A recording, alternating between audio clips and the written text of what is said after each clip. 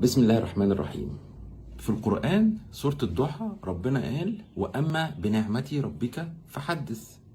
حدث يعني إيه؟ أروح أتكلم على النعمة، أفضل أتكلم طول ما أنا ماشي كده؟